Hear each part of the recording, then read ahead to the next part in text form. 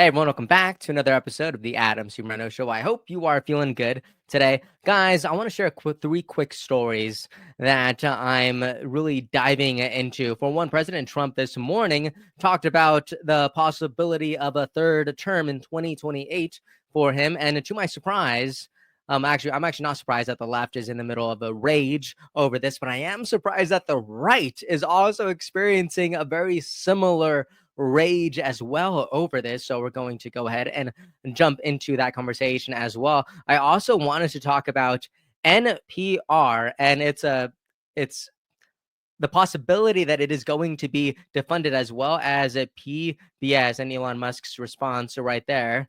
So that is going to be a great conversation, and something that essentially hijacked the entire weekend, which is such a huge story in Maha, is apparently RFK Jr. is possibly going to be getting blackmailed soon. And I want to, I guess, it seems like all speculation right now, but for the sake of covering stories, I do want to go ahead and talk about that, as well as some perspectives in this arena. So let's go ahead and jump right in. Also, if you like having conversations like this, please consider liking and subscribing. It really, really does mean the world. Okay, check this out.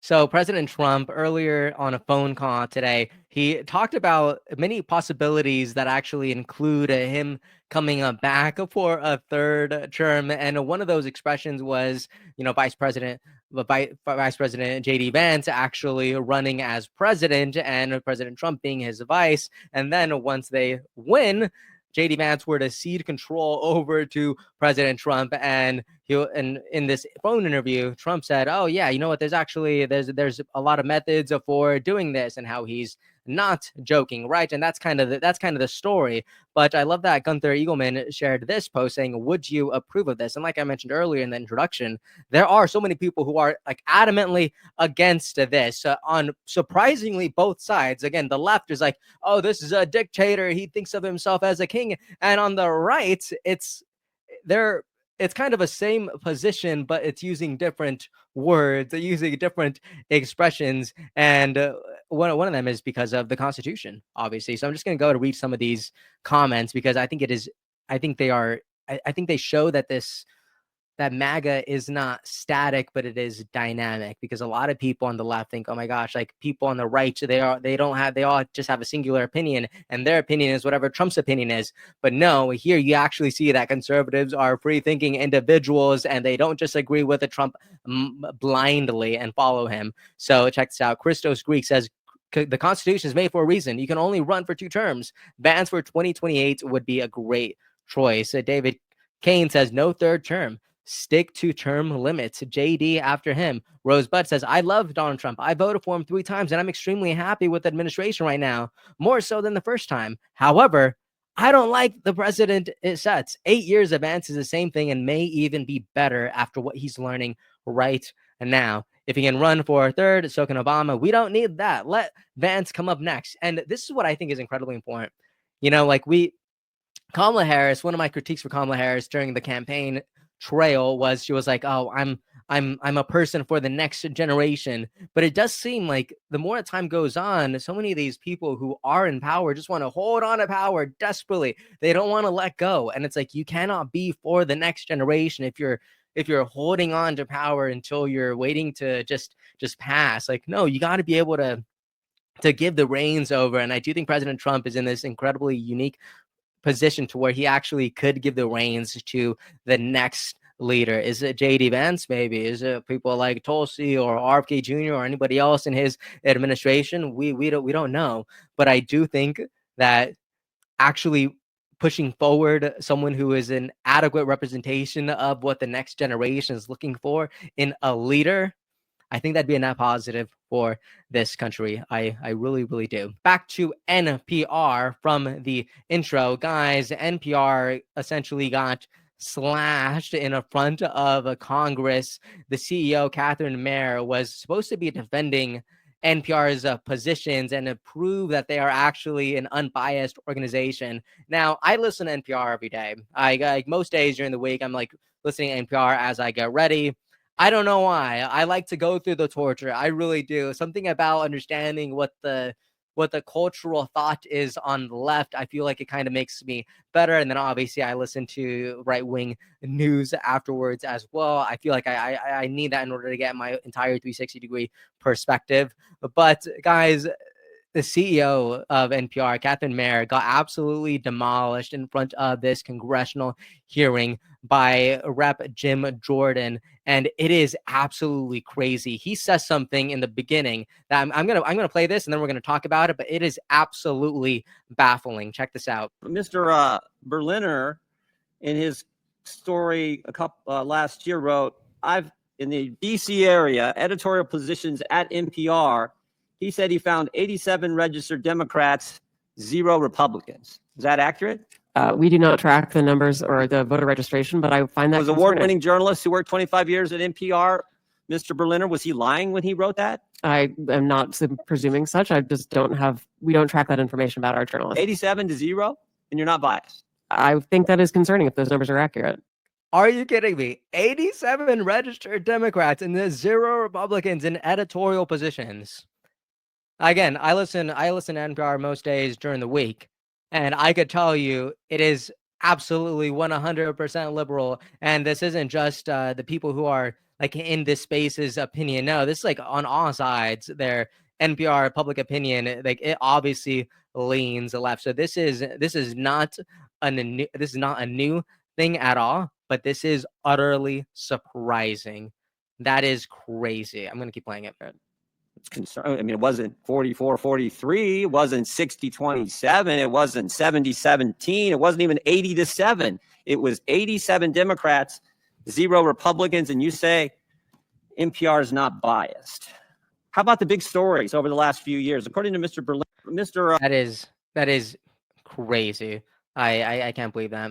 So I saw this from libs of TikTok. They wrote defund NPR, and they posted this photo that was it's a couple years old, and it was a screenshot of their Twitter feed, and they wrote that some people may choose a gold thumbs up because it feels neutral, but some academics argue opting out for a white thumbs up signals a lack of awareness about white privilege, akin to society associating whiteness with being raceless. And it links an NPR article titled "Which skin color emoji should you use?" The answer can surprise you, right? This is where your tax dollars are going towards. And personally, that does sound like a little bit of an interesting article, but I don't want to hear from NPR. I want to see this on Substack. I don't want to see my tax dollars going to some woke nonsense. Like, that's crazy. And Elon Musk responds to this, and he said, in process, saying that they are going to be attempting to defund NPR. Crazy.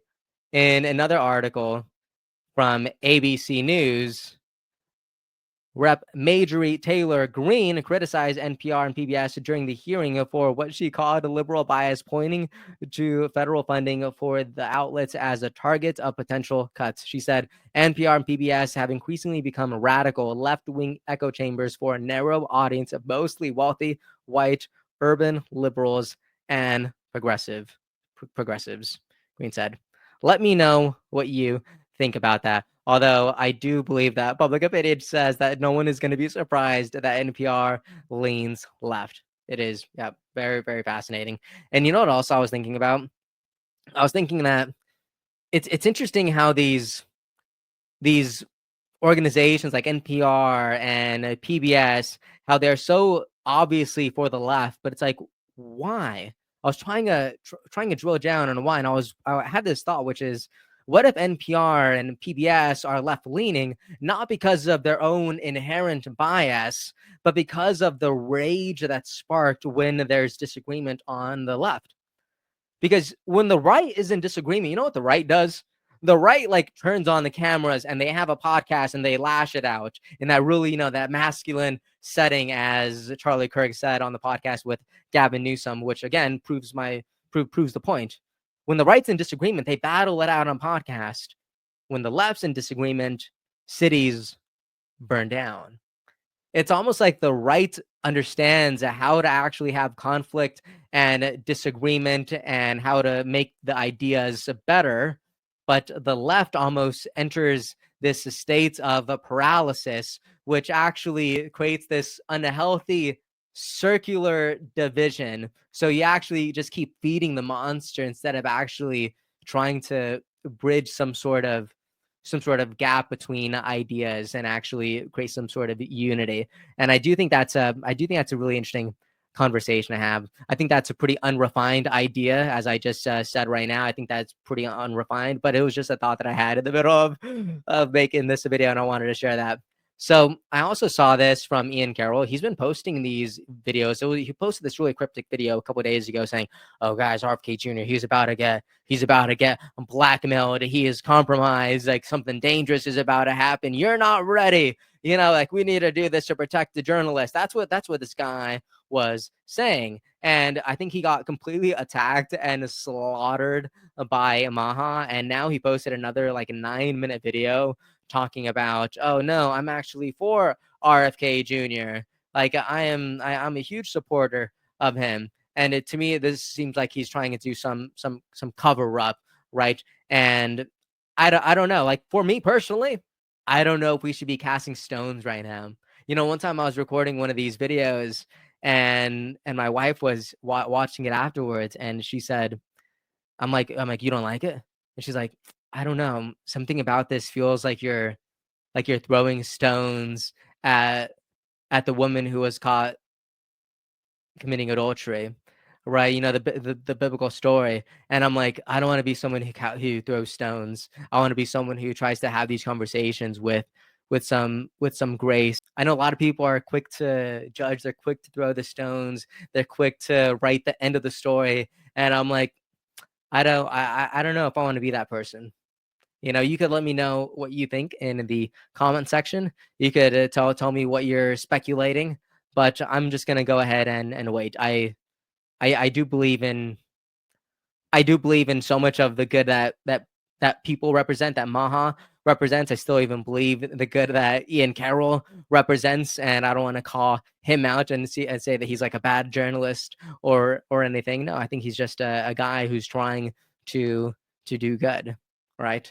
So let's go ahead and see what happens. I'm kind of taking a breather, taking a few steps back, and I'm really interested to see what happens in the future. But let me know what you think about all this. Have you heard the stories, or do you also think it's a little bit vague, or do you think that RFK Jr. has been accused of do you think all the accusations are true? All right. And if the accusations are true, does it matter? You know, some people are saying, like, I want RFK Jr. to make America healthy again. I want him to make our food cleaner. I want him to reform HHS. I want him to make the CDC more functional. I do not care what he did with this woman X, Y, or Z ago. You know, and that kind of is sort of that's kind of where I'm at right now. Like, as long as he didn't do anything illegal or just absolutely disgusting. I want this guy to make America healthy again. I believe that this guy is the good that he could accomplish if people support him, and if he I believe that the good could be far greater than whatever skeletons he may or may not have in his closet. By the way, on the campaign trail, he said this a lot. He was like, "I have so many skeletons in my closet that if they could vote, I would be president. I would be president instantly." Right, alluding that he has so many skeletons in his closet. So none of this feels new. This seems like some like a resurrection of some previous scandal. And I'm like, heard it. We've dealt with it. We've moved on. So that's kind of where I'm at right now. But we'll see what happens. We'll see what happens. I reserve the right to change my mind. I reserve the right to develop a new understanding. And yeah, we'll see what happens in the future. Anyways, let me know what you think about some of these conversations in the comment section. Let me know what you think about President Trump hinting at a possible third term for 2028. Let me know if you think that is crazy or nonsense, or if you would actually support that.